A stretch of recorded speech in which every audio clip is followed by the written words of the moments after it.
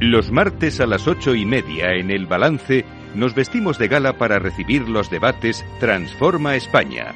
De la mano de Eduardo Serra y moderado por Federico Quevedo, todas las semanas dedicaremos un espacio a reflexionar y debatir sobre aquellos asuntos que contribuyan a transformar el futuro y hacer del nuestro un país mejor.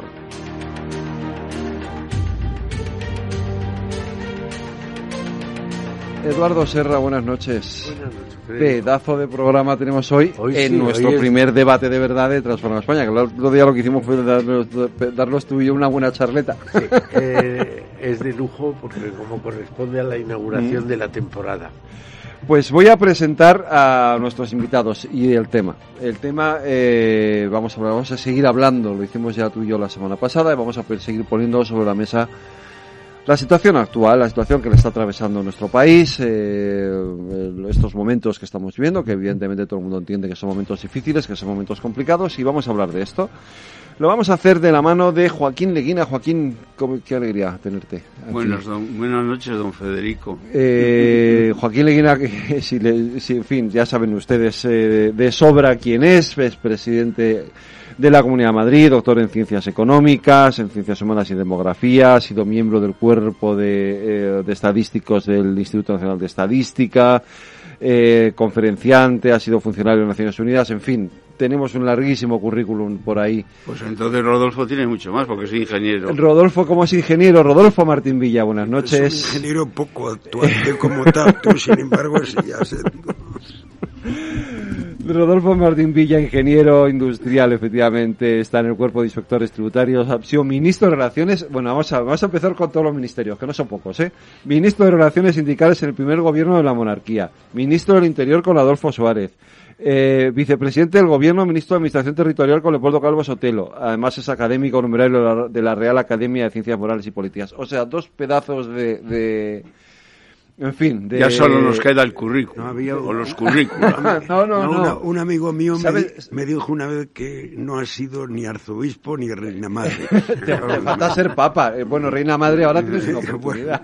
Ahora hay una vacante, pero está un poco lejos de aquí. No, Joaquín, ¿sabes una cosa? Te queda el currículum y muchísimo que ofrecer. Bueno, y una pensión que no está mal. La pensión tampoco está mal, es verdad, pero os queda mucho que ofrecer porque hay que seguir aportando a este país, ¿verdad, Eduardo? Esa es de lo que se trata. Claro, de eso se trata.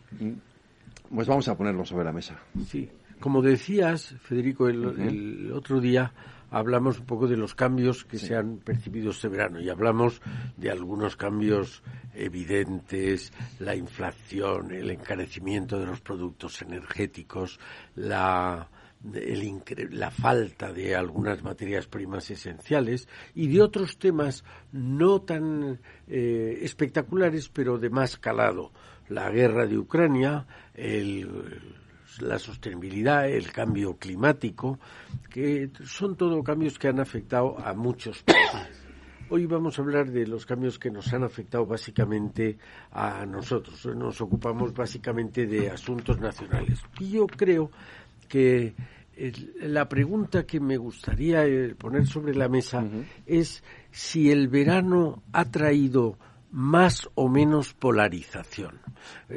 Aquí hay una preocupación ya larga en la clase dirigente española de que si la clase política pierde crédito porque están siempre a la gresca en vez de intentar llegar a acuerdos que nos vengan bien a todos, pero parece que esta polarización, ¿qué le ha pasado con el verano? ¿Se ha incrementado la polarización o ha disminuido? Yo veía 3 puntos para debatir esta tarde.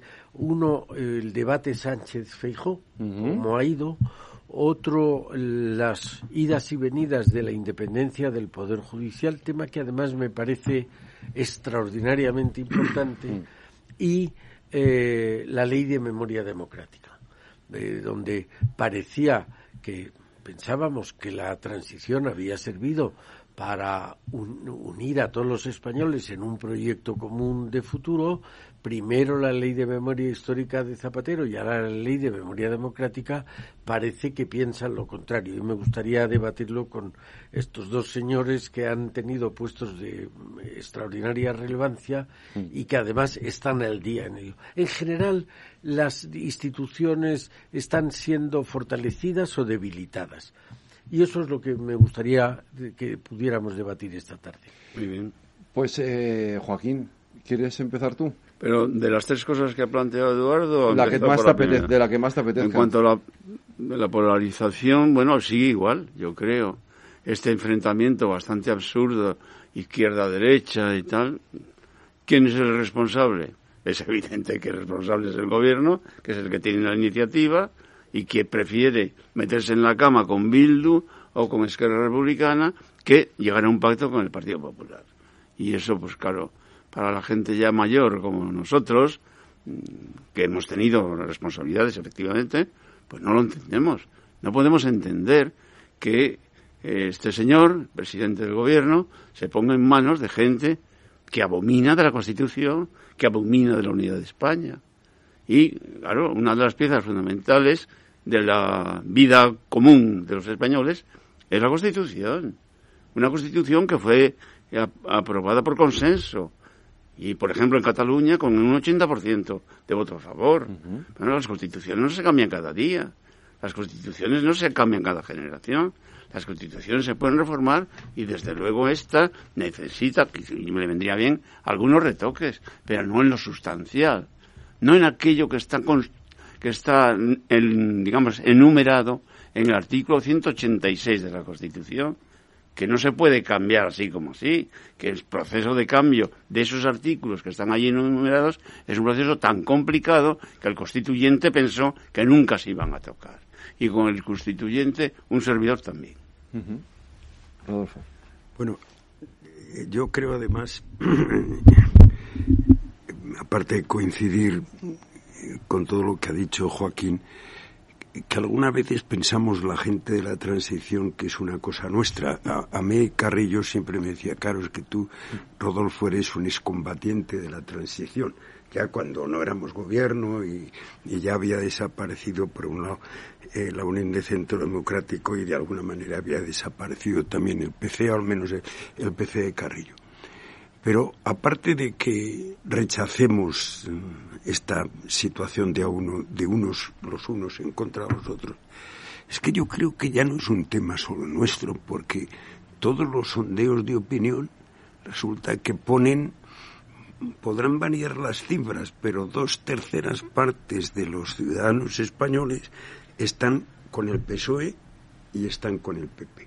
Es decir, hubo un momento que a lo mejor pues pudieron los extremos, tanto por la derecha como por la izquierda, soñar, y soñaron.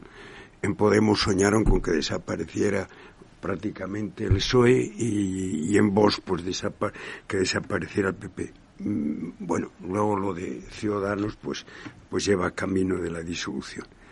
Entonces, claro, en esta situación es que no es un tema que entendamos gente como nosotros, que estamos súper jubilados, sino que la mayor parte del país, a lo que parece, lo entiende así.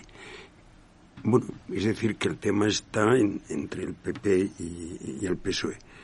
Hombre, lo que pasa es que también quizá pretenden un PP que parece que después de Feijóo pues está más en la línea de una oposición responsable, que se exige siempre al primer partido de la oposición, y si además ha sido partido de gobierno tiene la obligación de hacerlo, y por otro lado se lo exige al PSOE, que últimamente parece ser la oposición de la oposición, lo cual también crea una situación un tanto extraña en la que ves a un gobierno que es de todos, también es el gobierno de Feijóo y del PP, que que no tiene la compostura propia que un gobierno hay que exigir.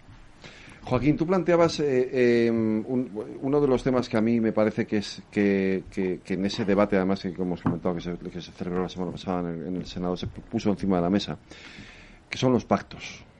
Esos pactos que en el fondo son un veto, porque es un veto a Pedro Sánchez a poder hacer lo que la lógica dice que debería hacer, ¿no? Que es intentar llegar a acuerdos con el principal partido de la oposición en un momento en el que lo que el país necesita es otro tipo de caminar por una senda distinta, ¿no? Es evidente, ¿no? Y bueno, así podemos saltar al segundo punto que ha señalado Eduardo Serra, ¿no? El Poder Judicial. Es necesario ese pacto para agilizar eso, para que no se quede las cosas en stand-by.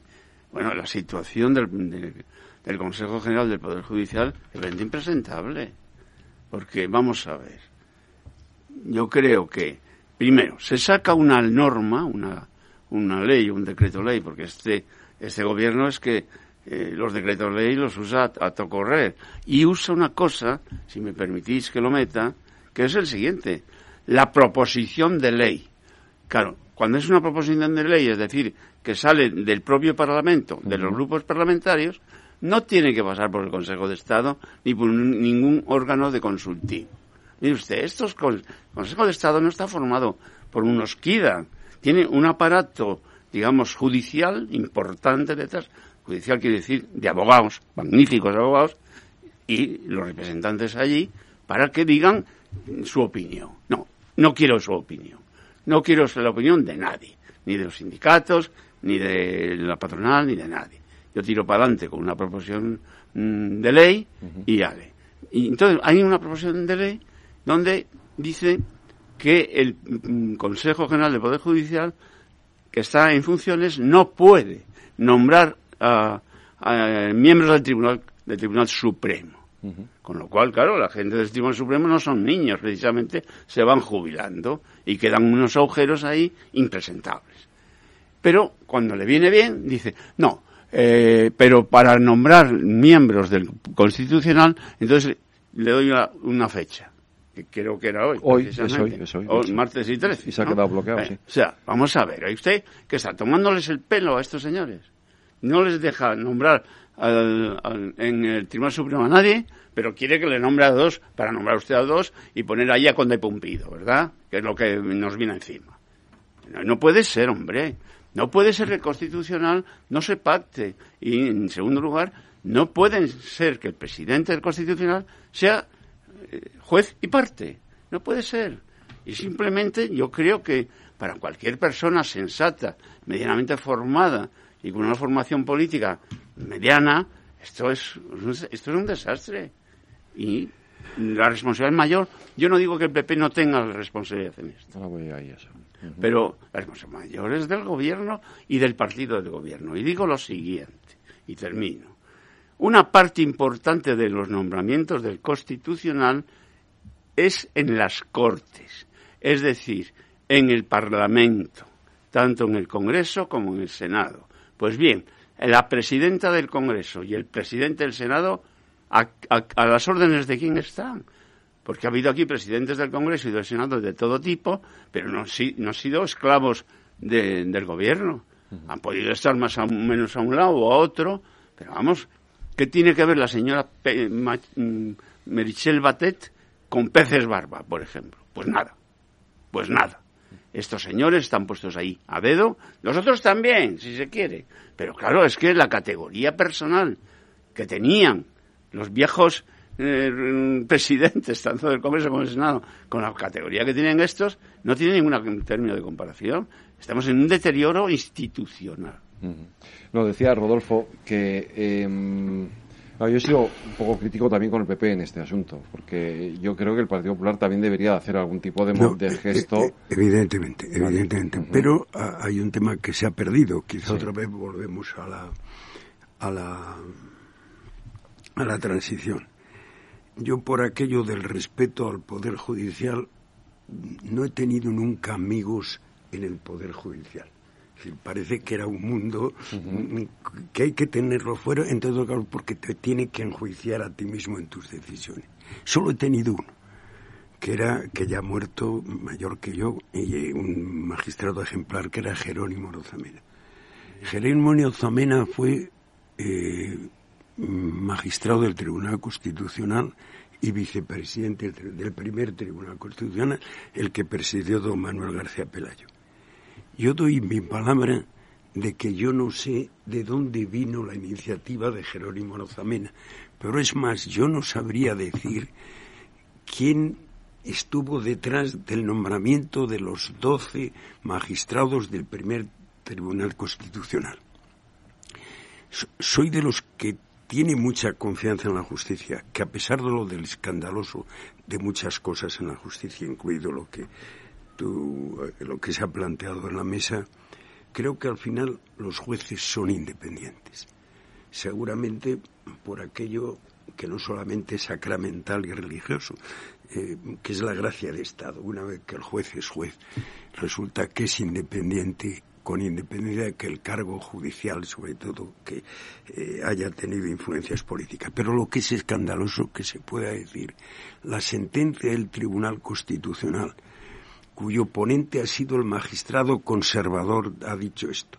El presidente de la audiencia territorial de la audiencia provincial de Lugo ha sido propuesto porque la mayoría progresista, tampoco se sabe quién nombra a la gente como progresista o conservadores, es la que apoya. Eso ya en sí mismo es escandaloso.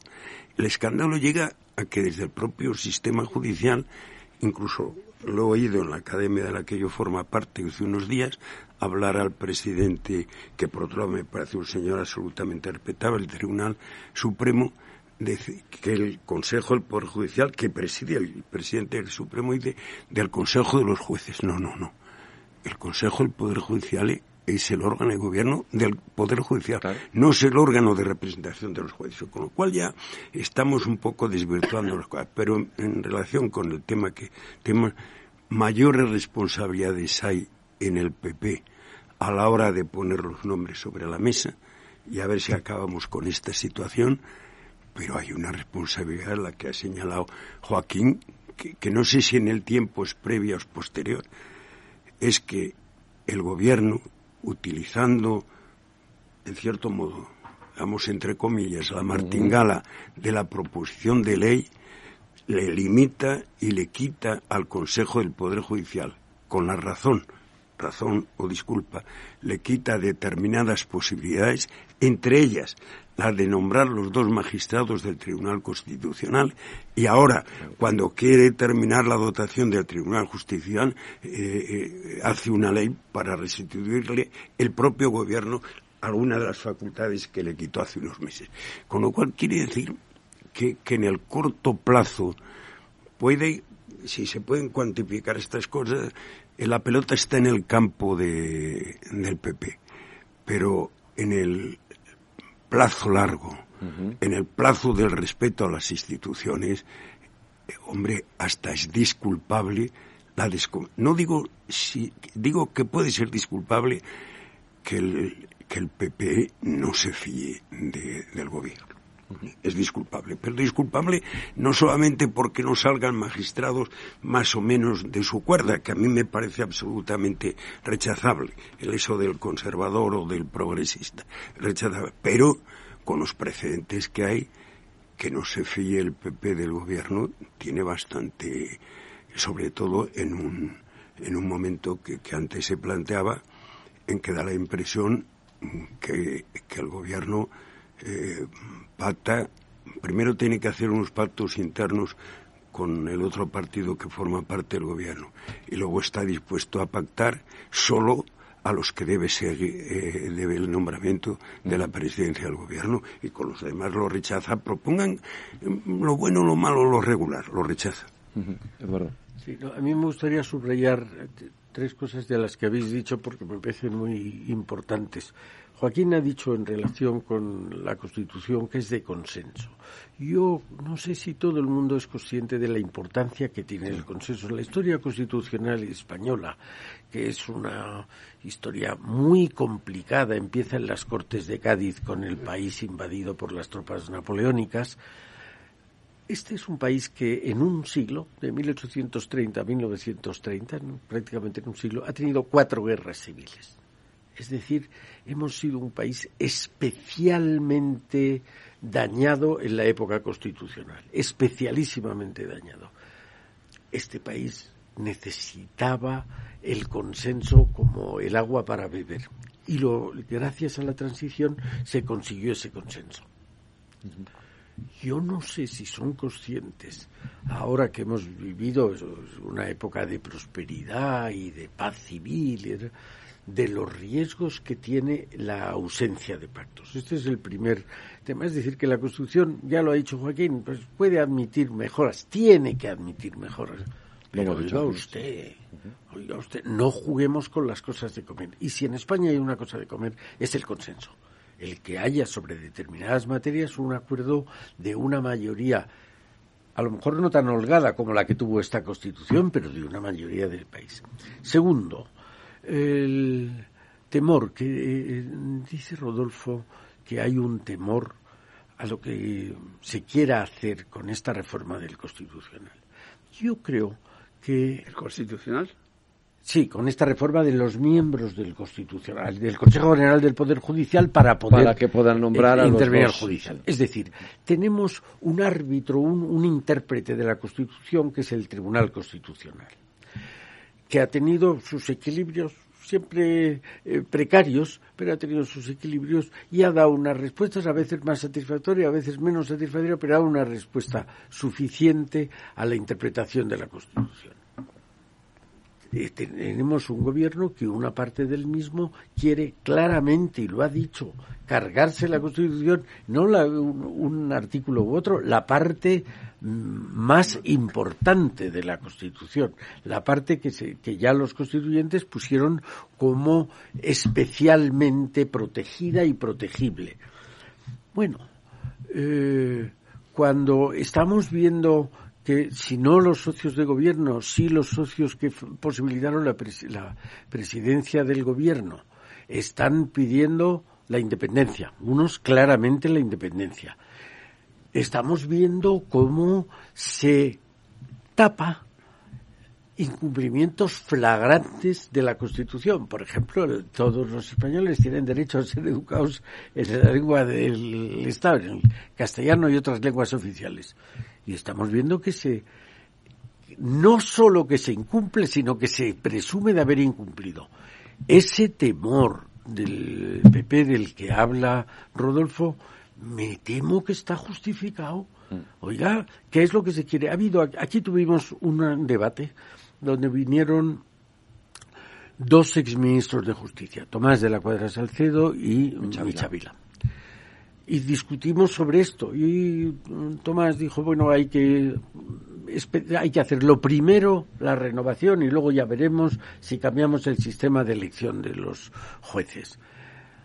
Ahora, Tomás ha escrito un artículo diciendo que es un golpe de Estado del PP.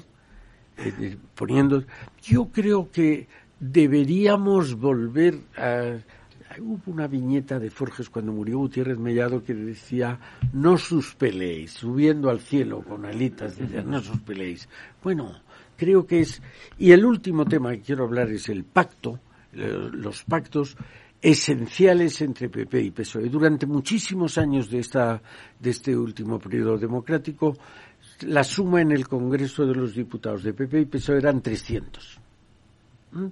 Y los 50 pues eran de otras formaciones.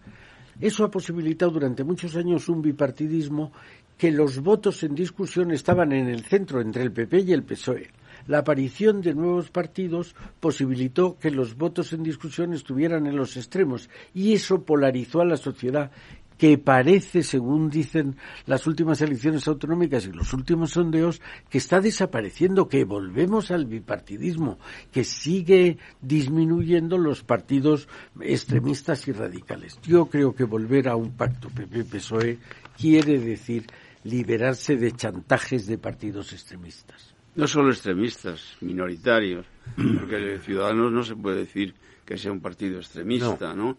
Pero vamos a ver, ¿qué ha hecho Ciudadanos? Meter la pata. Claro. Por eso va a desaparecer. El Albert Rivera, persona que conozco y aprecio, tuvo la ocasión de cerrar un pacto con el PSOE de centro izquierda y no nos salió de las narices. Y vino detrás lo que vino detrás. Este golpe de mano que fue el echar a Rajoy de mala manera, porque realmente los argumentos que se dieron para echar a Rajoy no se tienen en pie. Y bueno, para poner un gobierno sesgado tremendamente, no ya hacia la izquierda, que eso me daría igual, sino hacia gente que niega el pacto constitucional, que niega la Constitución, que pelea para acabar con la unidad de España, unos cuantos, pero también en estos de ¿cómo se llaman? Unidas Podemos, ¿no? Uh-huh. Sí. No sé por qué se llama Unidas. Si Unidos también son las chicas. Quieren reformar hasta la gramática española. Unides sería. Bueno, vamos a ver. Voy a ello. Unidas Podemos sostiene, no sé ahora, con esta nueva candidata que surge por ahí, ahora lo comentaremos es todos, más, me parece más sensata que la anterior, señor, que en fin, que Dios confunda. Estos señores han defendido hasta ahora crear una España plurinacional. ¿Dónde está eso en la Constitución?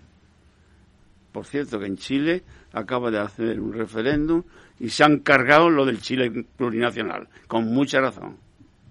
¿Cómo Chile puede ser plurinacional? O España plurinacional. Otra cosa es que haya regiones, nacionalidades, lo que se quiera. ¿Cómo que plurinacional? No. Uh-huh. Los viejos del lugar no entendemos una España plurinacional. Entendemos una España democrática, con regiones y nacionalidades, con muy amplias competencias que hoy tienen todas las comunidades autónomas, que es una distribución del poder, evidentemente. Uh-huh. Bueno, ¿por qué tenemos que saltarnos estas normas? Rodolfo, te voy a dar la palabra, pero a la vuelta de la publicidad, ¿vale? Correcto.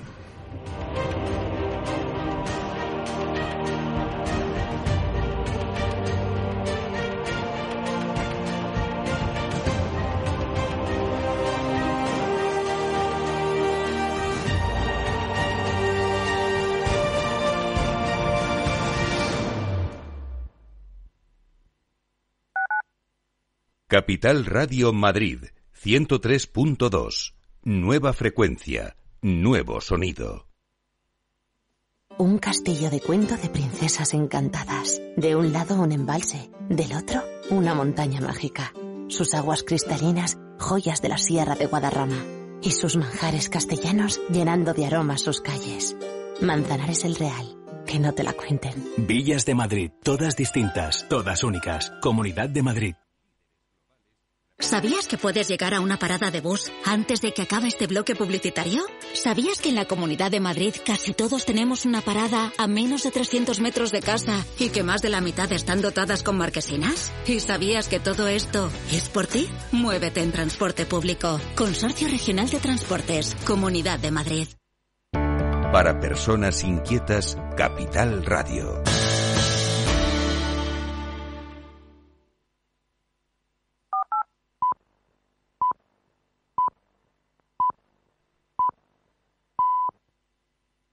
Transforma España.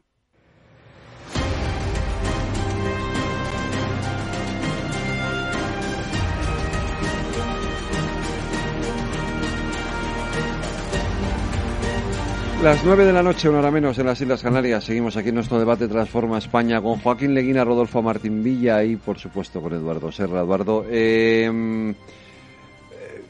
queríamos poner encima de la mesa uno de los asuntos más polémicos y que todavía está en trámite, que es esto de la Ley de Memoria Histórica, con los efectos que tiene, con las consecuencias que tiene y con las diferencias que ha generado y que ha creado, ¿no?, en la propia, o las brechas que ha creado en la propia sociedad española, ¿no? Eduardo. Sí, yo creo que hay, luego lo analizaremos con más detalle, pero hay dos grandes cosas que extrañan no a la derecha o a la izquierda, sino al sentido común. Primero, ¿cómo que la historia, la memoria se rige por una ley? Oiga, cada uno tiene su memoria individual. No me diga usted lo que vale del pasado y lo que no vale. Eso es una. Y la segunda, que no puede ser que después de que hemos dicho, oye, todos teníamos razón, todos volvamos al consenso, como decía Fernando VII, y ahora de repente unos dicen, no, la República fue todo maravilloso y el franquismo todo lamentable. Oiga, ¿por qué no un poquito de objetividad, ¿no? El franquismo fue una dictadura con unas consecuencias, pero el franquismo tuvo cosas, ahora que estamos en sequía, tuvo los pantanos, pero hay muchas otras cosas, el desarrollo a partir del año 59. Los funcionarios, por ejemplo. Claro. O sea que me parece que esos dos defectos capitales deben ser tenidos en cuenta para que ojalá no se llegara a poner en vigor esa ley. Mira, yo creo, y tengo un libro sobre la etapa de Zapatero, y una de las cosas que abordo allí es la memoria histórica, que ahora se quiere mejorar, entre comillas, lo de mejorar. Vamos a ver, esto es un invento francés, que ha sido un desastre para Francia. Y este es ¿Por qué? Porque no se pusieron, había la idea de crear los lugares de la historia francesa. ¿No se han puesto de acuerdo? No hay lugares de la historia francesa. ¿Por qué? Porque esta es una barbaridad conceptual. Vamos a ver. Una cosa es la memoria personal, que es la única que vale, y otra cosa es la historia. La historia para los historiadores, que son gente normalmente que trabaja con datos, que es objetiva, que es científica, digamos, y esa memoria cada uno tiene la suya. Lo que ha dicho Eduardo. Entonces, no hay forma de casar esto. Esa es una idea de locos, lo de la memoria histórica. Entonces, además, viene lo que también ha señalado, que hay una historia de buenos y malos. No, yo he peleado contra Franco todo lo que he podido, y algunas noches me pasan a la comisaría, en fin.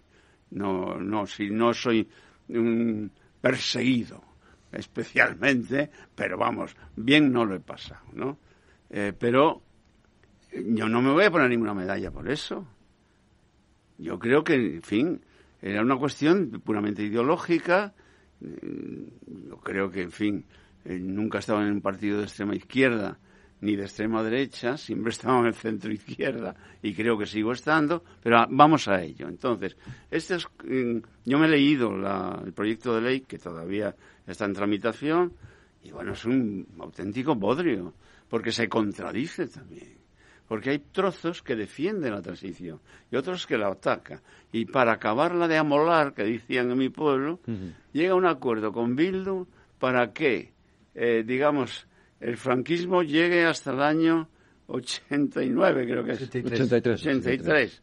Oiga, vamos a ver. En el año 83 habían pasado ya muchos 5 años desde la Constitución. ¿Cómo que había franquismo? ¿Dónde estaba el franquismo? Y 8 de la muerte de Franco. No, pero Franco todavía está vivo. Sí. Estos tíos sostienen que ETA ha muerto. Y Franco no. Pero, oiga, Franco está enterrado y desenterrado. Déjelo ya en paz. Y vuelto a enterrar otra vez. Déjelo en paz ya, que esto ya ha pasado. Yo quisiera insistir en algo que han planteado tanto Eduardo como Joaquín, y además que fue un tema de un artículo que tú escribiste en que hacías una cita de mi paisano Andrés Trappiello. Que Trappiello dijo una cosa, dice, la memoria es personal, claro, y las leyes son para todos. Es decir, cada uno sobre los mismos sucesos, e incluso con la mejor de las intenciones, yo he tenido discusiones con compañeros míos del Consejo de Ministros que sobre el mismo tema daban una versión distinta de la mía. No digo que la mía fuera la acertada, es la que yo creía y tal, con lo cual mucho más sobre la guerra civil, la dictadura. Han pasado muchos años. Es decir, entre la transición y hoy hay más tiempo que entre la proclamación de la República y la transición.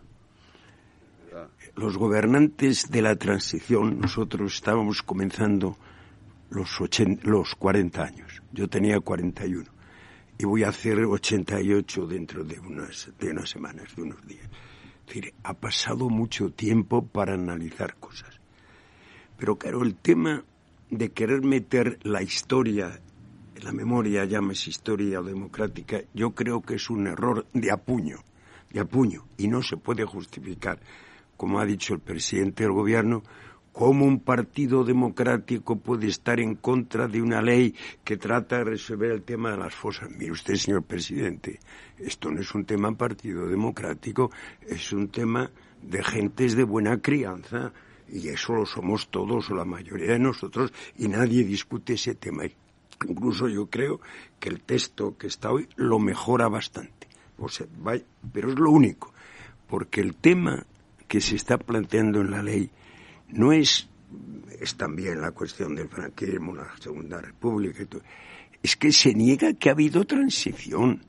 Esa es la parte. Se niega que ha habido transición en un artículo en el que se habla del sistema jurídico, por otro lado, de una manera que yo creo que es de fácil recurso de inconstitucional, pero ese tema dice que los crímenes de lesa humanidad cometidos en la guerra civil, B, en la dictadura hasta la Constitución, quiere decir que no ha habido transición. Y en otro párrafo del mismo artículo ya precisa, dice, los crímenes de lesa humanidad son los de genocidio, son el atentado contra los derechos fundamentales de las personas. No es si un policía ha matado en una manifestación una persona, que lo tuvimos, evidentemente. No, son genocidio. Quiere decir, atentar contra los que piensan distinto que tú, cuando resulta que la Constitución fue justamente lo contrario. Ya el estrambote del acuerdo con Bildu, de que también entra el gobierno primero de Felipe González en su primer año, ya es delicioso. Pero es que no es, digamos, el aire de culpabilidad, sino lo que describe es que no ha habido transición, o si la ha habido transición, no la nombra como tal, es decir, un párrafo en el preámbulo para quedar bien, pero no en el articulado. Claro, esto no tiene sentido, eso no es un error, eso es faltar a la verdad, es que el proyecto del Consejo de Ministros es un proyecto mentiroso, es que es un proyecto falso, no coincide con la realidad. El puro proyecto, ya, como digo, ya le estrambote, porque, digamos, los posibles responsables de genocidio, según el proyecto del gobierno, son el gobierno primero de Adolfo Suárez y el segundo gobierno de Adolfo Suárez, que son los señores que, de alguna manera, tuvieron el riesgo, pero también tuvimos la suerte, en el primer gobierno casi solos, y en el segundo, que ya éramos un gobierno democrático, aunque no éramos un gobierno constitucional, con los grupos, de hacer la Constitución. Bueno, pues en lo que se nos está acusando es que yo quería fusilar al Partido Comunista y resulta que la legalización del Partido Comunista está firmada por mí. ¿Cómo se explica esto? Pero entonces, claro, mire usted, esos gobiernos, bueno, ya quedamos pocos, pero esos gobiernos pueden ser llamados, según la ley, a responsabilidades, no responsabilidades políticas, porque la policía tuvo un determinado desmán, a lo mejor delictivo, vaya por delante. No ya que eso le pueda alcanzar no solo al ministro del Interior, de la Gobernación, sino que le pueda alcanzar al ministro de Agricultura. No, es que le alcanza a todo el gobierno, a los 20, tanto del primero como el segundo gobierno de Suárez, y le alcanza bajo acusación de genocidio y de crímenes de lesa humanidad, porque si no fuera así, como han pasado tantos años, pues estarían cubiertos por la prescripción de los delitos. Pero como no pueden hacerlo, ni se atreven a derogar la ley de la amnistía, se inventan un sistema que yo, que no soy jurista, pero de tanto leer el Boletín Oficial del Estado ya se me pegan cosas, pues que es una modificación que hacen de la ley de jurisdicción voluntaria, que se inventan un sistema en que los jueces no dictan sentencias, que es lo suyo, lo que hacen relatos judiciales. Claro, el relato judicial y qué defensa tienen los posibles responsables, que en su inmensa mayoría han muerto, porque son responsables desde el 18 de julio de 1936, en un lado y la otra guerra. Bueno, yo este verano he tenido 2 lecturas. Una imposible, que ha sido la ley de la memoria, que me la sé, pero la verdad es que me ha costado un trabajo que no. Y el otro, el libro de Chávez Nogales, que canta las barbaridades de uno y otro lado en la guerra civil.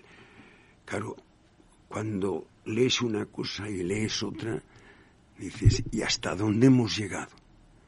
Y claro, como ha pasado tanto tiempo, en el inicio decías que es un tema que tiene actualidad, ¿no? Era un tema que presentó el gobierno como tema estrella, que la mayor parte de los españoles, pues seguramente por el tiempo transcurrido no le han dado demasiada importancia, pero que si ese proyecto sale adelante y tiene grandes posibilidades de salir adelante, dando las matemáticas parlamentarias, pues hombre, a uno se le ocurriría aquello, decir, como dentro de unos días, o ya habrá sido la inauguración de curso en la Universidad de Salamanca, pues un poco lo que dijo Unamuno, pero ahora en sentido contrario, venceréis pero no convenceréis.